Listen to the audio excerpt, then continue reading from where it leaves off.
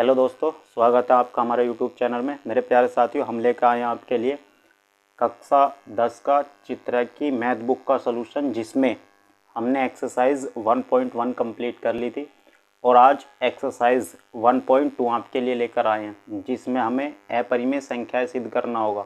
तो मेरे प्यारे साथियों, जब भी किसी संख्याओं को हमें अपरिमेय सिद्ध करना होगा तो हम उससे पहले परिमेय मानेंगे और परिमेय मानने के बाद कोई उसमें एक गलती सिद्ध करेंगे और उसके बाद हम ये कह देंगे कि संख्या क्या है, एक परिमेय है। उदाहरण के हिसाब से मान लो कोई चोर है, पहले हम उस चोर को बेगुनाह मानेंगे, फिर कुछ सबूत इकट्ठा करेंगे और सबूत मिलने के बाद में ही उसे हम एक चोर मानेंगे। तो वैसे ही रूट 5 परिमेय संख्या है, अपरिमेय संख्या है, तो पहले से परिमेय मानना है, फिर थोड़ा सबूत ढूंढना है, उसके बाद ही हम इसे अपरिमेय बता पाएंगे। तो मेरे प्यारे साथियों, क्वेश्चन है, सिद्ध कीजिए रूट 5 एक अपरिमेय संख्या है। हल देखते हैं, क्वेश्चन का हल क्या है। हल है इसका, पहले हम मानेंगे माना रूट 5 एक परिमेय संख्या है। रूट 5 एक परिमेय संख्या। प्यारे साथियों, फर्स्ट हम मानते हैं माना रूट 5 एक परिमेय संख्या है और परिमेय संख्या का मतलब है रूट 5 को हम P/Q के रूप में लिख सकते हैं। रूट 5 को हम P/Q के रूप में लिख सकते हैं, जहां Q बराबर नहीं है किसके, 0 के। Q 0 के बराबर नहीं होगा तथा P तथा Q का एक के अलावा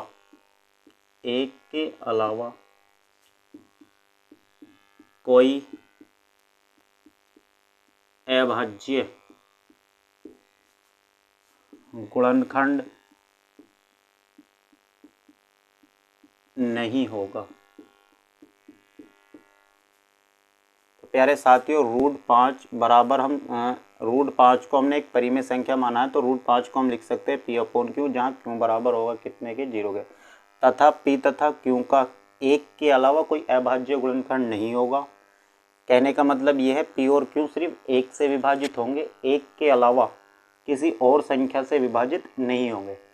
तो मेरे प्यारे साथियों, हम यहाँ पर दोनों पक्षों का वर्ग करते हैं। यहाँ लिखेंगे दोनों पक्षों का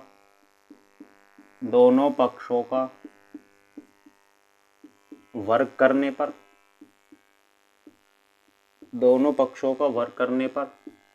तो ये हो जाएगा आपका रूट 5 का वर्ग करेंगे तो 5 आ जाएगा। यह आ जाएगा आपका P² बटे कितना, Q² इधर पहुंचेगा तो ये हो जाएगा 5Q² बराबर किसके, P² के, या हम कह सकते हैं Q² बराबर P² बटे कितना, 5। यहाँ लिखेंगे क्योंकि P² 5 से विभाज्य है, इसीलिए P भी 5 से विभाज्य होगा। तो साथियों, यहाँ पर हमने देखा P² 5 से विभाज्य है, इसलिए P भी 5 से विभाज्य होगा। अब हम P बराबर कुछ रखते हैं और P बराबर रखेंगे ये वाला गुणांक लेकर। हम रखते हैं P बराबर 5R रखने पर, तो यहाँ पर मेरे प्यारे साथी हो जाएगा आपका Q² बराबर हो जाएगा 5R का स्क्वायर बटे कितना है, 5। यहाँ आपका हो जाएगा Q² बराबर 25R² बटे कितना, 5। ये कट जाएगा इससे 5 बार, तो ये हो जाएगा आपका Q² बराबर 5R², या R² बराबर हो जाएगा इसके बटे में पहुँचेगा तो ये हो जाएगा Q² बटे कितना, 5। यहाँ पर लिखेंगे Q² 5 से विभाज्य है, इसीलिए क्यों भी 5 से विभाज्य होगा। तो मेरे प्यारे साथियों, हमने यहाँ पर पी और क्यू को एक अपरिमेय क्यू और पी को परिमेय संख्या माना था, और परिमेय संख्या का मतलब है पी और क्यू सिर्फ 1 से विभाज्य होगा। हमने थोड़ी कैलकुलेशन करी, ये दिखा दिया पी 5 से विभाज्य है। फिर आगे पी बराबर 5 4 रखा, और यहाँ पर दिखा दिया आपका कि क्यू स्क्वायर भी आपका किससे विभाज्य है, 5 से विभाज्य। क्यू स्क्वायर 5 से विभाज्य, तो हम ये कह सकते हैं क्यू भी 5 से विभाज्य होगा। तो दोनों को हमने 5 से विभाज्य कह दिया, और हमने माना था सिर्फ 1 से विभाज्य। तो यहाँ पर जो हमारी कल्पना थी वो विपरीत हो गई। ये हमारी कल्पना के क्या हो गया, विपरीत। तो हम लिखेंगे पी तथा क्यू दोनों 5 से विभाज्य हैं, दोनों 5 से विभाज्य हैं, जो हमारी कल्पना के विपरीत है, कल्पना के विपरीत है। ये एक हमने निगेटिव पॉइंट ला दिया, जो हमारी कल्पना के विपरीत है। अतः √5 एक अपरिमेय संख्या है। तो मेरे प्यारे साथियों, हमने सिद्ध कर दिया है कि √5 एक क्या है, एक अपरिमेय संख्या है। तो करने का जो प्रोसेस होगा वो ये होगा, आप पहले परिमेय मानोगे, परिमेय मानने के बाद उसका वर्ग करोगे, वर्ग करने के बाद 1 के बटे में आप 5 लेके जाओगे, फिर लिखोगे पी स्क्वायर 5 से विभाज्य, इसलिए पी भी किससे विभाज्य होगा, 5 से। फिर पी बराबर रखते हैं नीचे वाला गुणांक लेकर, पी बराबर रखते हैं कितना, 5 r। 5 r रखोगे तो 25 r स्क्वायर हो जाएगा, ये 5 बार कट जाएगा 5 r, और ये इसके बटे में पहुंच जाएगा। तो r स्क्वायर बराबर हो जाएगा क्यू स्क्वायर बटे कितना, 5। कहेंगे क्यू स्क्वायर 5 से विभाज्य है, तो क्यू भी 5 से विभाज्य होगा। फिर लिखेंगे पी तथा क्यू दोनों 5 से विभाज्य है, जो हमारी कल्पना के विपरीत है। अतः √5 एक अपरिमेय संख्या। तो मेरे प्यारे साथियों, ये आपके अच्छे से समझ में आ गई होगा। सभी क्वेश्चनों में यही थ्योरी चलती है, और आपको सेम ऐसे ही थ्योरी लिखनी है। तो आज चलते हैं फिर हम अपने नेक्स्ट क्वेश्चन पर। नेक्स्ट क्वेश्चन क्या है, क्वेश्चन नंबर 2 आपके बोर्ड पर आ चुका है। क्वेश्चन नंबर 2 देखो, क्वेश्चन है सिद्ध कीजिए √p एक अपरिमेय संख्या। हमें √p को एक अपरिमेय संख्या सिद्ध करना है। तो साथियों, पहले √p को एक परिमेय संख्या मानेंगे। ये लिखेंगे, माना √p एक परिमेय संख्या है। फर्स्ट मानते हैं हम √p एक क्या है, परिमेय संख्या है, इसलिए √p को हम x/y के रूप में, यहाँ पर p/q के रूप में नहीं कहेंगे, हम x/y के रूप में कहेंगे, क्योंकि p आपको दिया हुआ है। इसलिए √p को हम x/y के रूप में लिख सकते हैं, जहाँ y इक्वल नोट है किसके, 0 के, तथा x और y का एक के अलावा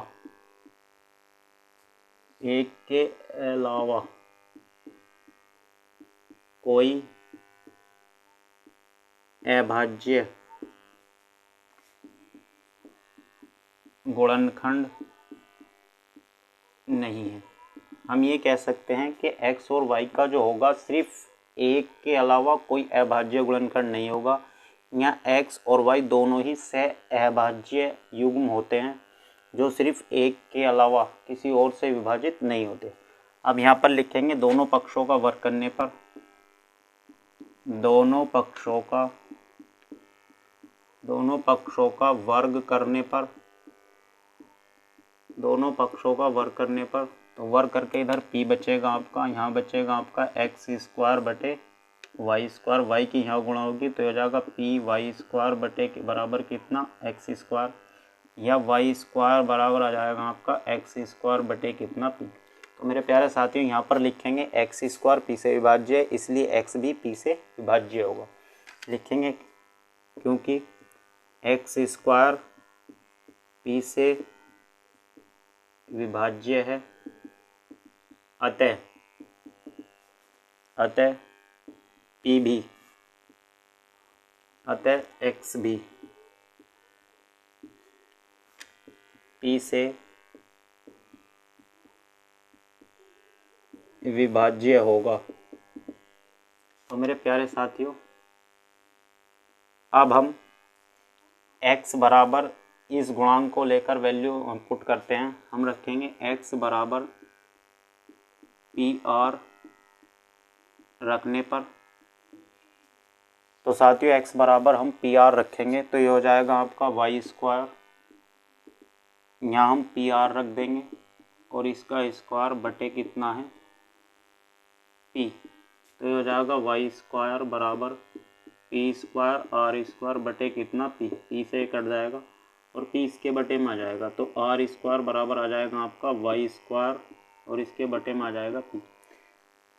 यहाँ लिखेंगे वाई स्क्वायर p से विभाज्य है, क्योंकि वाई स्क्वायर p से विभाज्य है, p से विभाज्य है, अतः वाई स्क्वायर पी से विभाज्य है, अतः वाई भी पी से विभाज्य होगा। तो प्यारे साथियों, हमने ये माना था कि x और y एक के अलावा किसी से विभाज्य नहीं है, मगर हमने ये सिद्ध कर दिया इसमें कि x जो है यहाँ भी p से विभाज्य है और y भी किससे विभाज्य है, p से। लिखेंगे x और y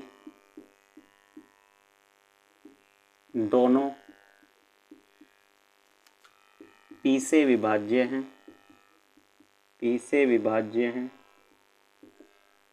p से विभाज्य हैं, और हमने कल्पना की थी ये सिर्फ किससे विभाज्य हैं, एक से। लिखेंगे जो हमारी कल्पना के विपरीत है, जो हमारी कल्पना के विपरीत है, कल्पना के विपरीत है, अतः रूट p एक अपरिमेय संख्या है। तो मेरे प्यारे साथियों, इस क्वेश्चन का आपका ये सलूशन होगा और बड़े ही आसान सी लैंग्वेज में मैंने आपको सलूशन का बता दिया है। बहुत आसान लैंग्वेज में इसका आंसर बताया गया है। तो आप हर क्वेश्चन में यही लैंग्वेज लिखेंगे जिसमें अंडर रूट के अंदर संख्या देकर कोई भी आपसे अपरिमेय संख्या सिद्ध करा लेता है। तो मेरे प्यारे साथियों, आप नोट कर सकते हो। चलते हैं नेक्स्ट क्वेश्चन। नेक्स्ट क्वेश्चन क्या है? हेलो दोस्तों, क्वेश्चन नंबर 3 है आपका। सिद्ध कीजिए कि दी गई संख्या अपरिमेय संख्या है। यानी जो संख्याएं दी गई हैं उन्हें हमें अपरिमेय सिद्ध करना है। और तीसरे का आपका फर्स्ट क्वेश्चन है 1/√2। 1/√2 को हम अपरिमेय संख्या सिद्ध करेंगे। तो मेरे प्यारे साथियों, पहले हम इसे परिमेय मानेंगे। लिखेंगे माना 1/√2 एक परिमेय संख्या है। हम ये मान लेते हैं 1/√2 क्या है, एक परिमेय संख्या है। अब अगर 1/√2 परिमेय है तो इसे हम p/q के रूप में लिख सकते हैं। ये भी लिख सकते हैं जहाँ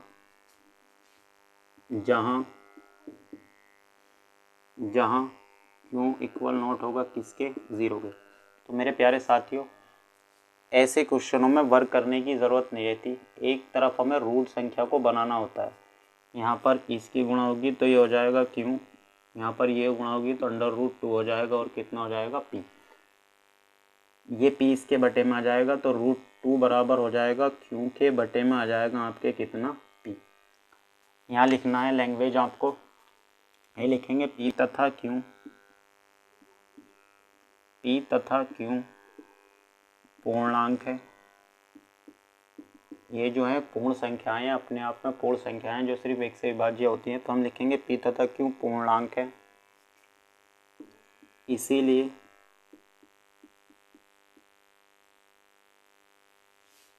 q/p एक अपरिमेय संख्या होगी।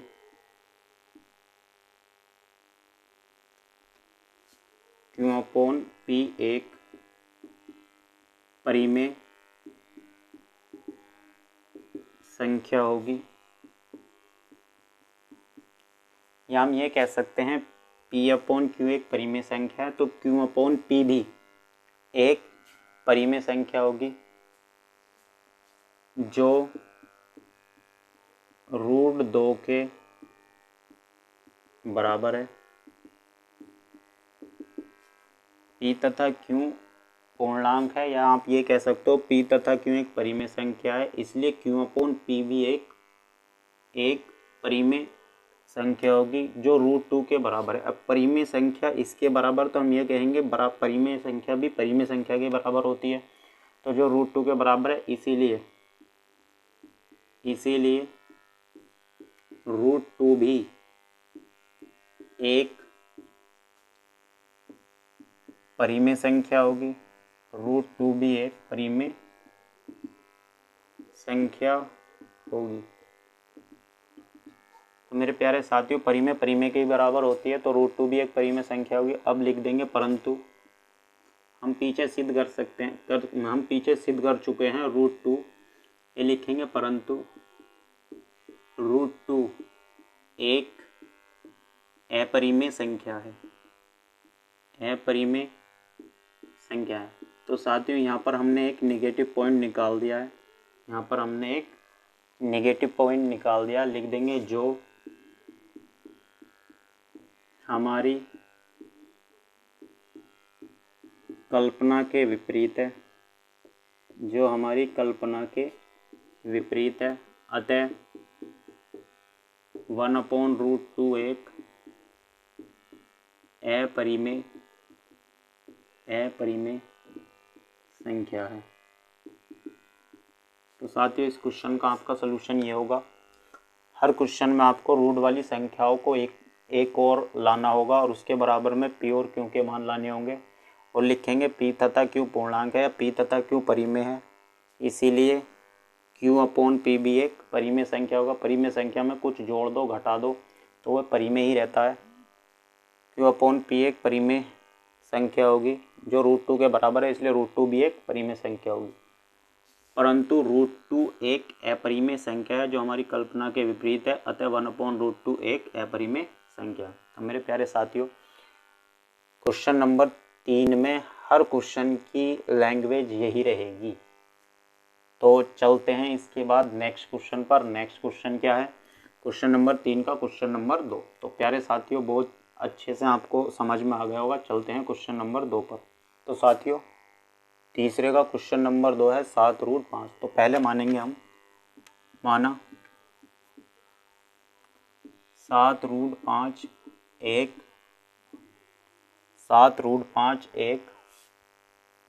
परिमेय संख्या है, परिमेय संख्या है। और साथ ही ये परिमेय संख्या है तो 7√5 को हम लिख सकते हैं P अपॉन क्या Q, और लिख देंगे जहाँ Q इक्वल नोट किसके होगा? 0 के। जहाँ Q इक्वल नोट होगा किसके? 0 के। तो साथियों, ये 7 इसके बटे में चला जाएगा, ये हो जाएगा आपका √5 बराबर P अपॉन कितना हो जाएगा? 7 Q। तो हम लिख सकते हैं, क्योंकि P तथा Q, ये लिखेंगे P अपॉन Q एक परिमेय संख्या है, परिमेय संख्या है, अतः P अपॉन 7Q भी एक परिमेय संख्या होगी, परिमेय संख्या होगी।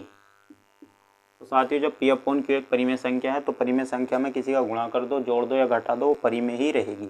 तो P अपॉन Q एक परिमेय संख्या आता है, P अपॉन 7Q भी एक परिमेय संख्या होगी जो √5 के बराबर है, जो √5 के बराबर है, अतः √5 भी एक परिमेय संख्या होगी, अतः √5 भी एक परिमेय संख्या होगी, अतः √5 भी एक परिमेय संख्या होगी। अब यहाँ पर लिखेंगे परंतु √5 एक अपरिमेय संख्या है जो हमारी कल्पना के विपरीत है, जो हमारी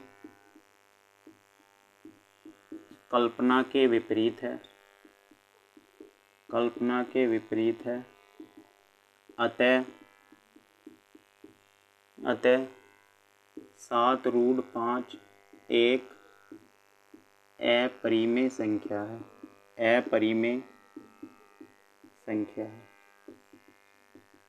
तो मेरे प्यारे साथियों, इस क्वेश्चन की भी वही लैंग्वेज है जो क्वेश्चन इसके फर्स्ट की थी। सेम हमने पहले परिमेय माना और यहाँ से √5 एक तरफ रूट वाली वैल्यू ले ली और एक तरफ बिना रूट वाली।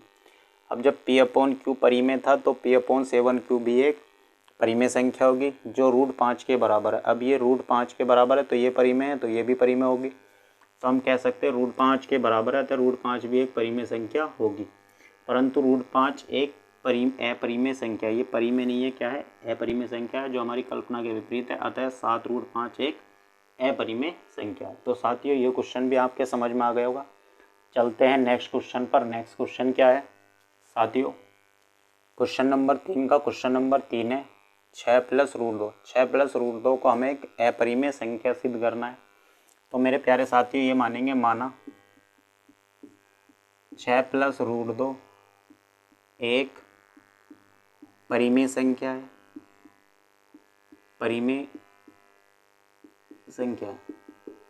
तो मेरे प्यारे साथियों, सबसे पहले हम 6 + √2 को एक परिमेय संख्या मानेंगे। और जब ये परिमेय संख्या है तो 6 + √2 को हम P/Q के रूप में लिख सकते हैं, जहाँ Q इक्वल नॉट होगा किसके? 0 के। जहाँ Q इक्वल नॉट होगा किसके? 0 के। तो मेरे प्यारे साथियों, यहाँ से हम रूट वाली वैल्यू को एक तरफ ले लेंगे और 6 को उधर भेज देंगे। तो P/Q माइनस कितना हो जाएगा? 6 एक बटे में रखेंगे तो √P बराबर एलसीएम लेंगे, क्यों इसकी इधर गुणा P माइनस हो जाएगा 6 क्यों। अब यहाँ पर लैंग्वेज लिखेंगे क्योंकि P/Q एक परिमेय संख्या है, अतः P माइनस 6Q बटे Q भी एक परिमेय संख्या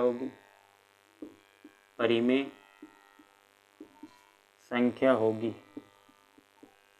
जो √2 के बराबर है, तो परिमेय संख्या के ही बराबर होगी, जो √2 के बराबर है।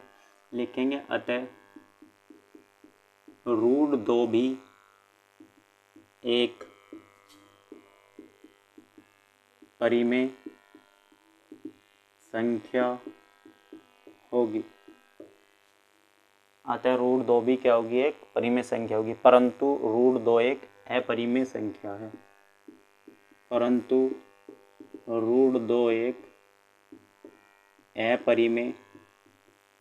अपरिमेय संख्या है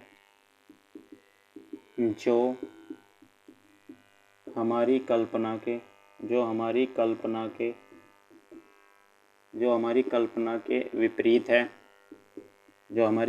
के विपरीत है। अतः 6 + √2 एक अपरिमेय संख्या है। तो साथियों, इसकी भी लैंग्वेज आपकी सेम वही है। पहले हमने इसे परिमेय माना, यहाँ से √2 का मान निकाल लिया और लिखेंगे क्योंकि P/Q एक परिमेय संख्या है तो ये भी एक परिमेय संख्या होगी जो बराबर है किसके? √2 के। तो √2 भी एक परिमेय संख्या होगी, परंतु √2 एक परिमेय संख्या नहीं है, अपरिमेय संख्या है जो हमारी कल्पना के विपरीत है। अतः 6 + √2 एक अपरिमेय संख्या है। तो साथियों, आपको ये क्वेश्चन भी अच्छे से समझ में आ गया होगा, आप इसे नोट कर सकते हो। आज के लिए इतना ही बहुत है। कल मिलते हैं नेक्स्ट क्वेश्चन के साथ। जब तक के लिए जय हिंद, जय भारत।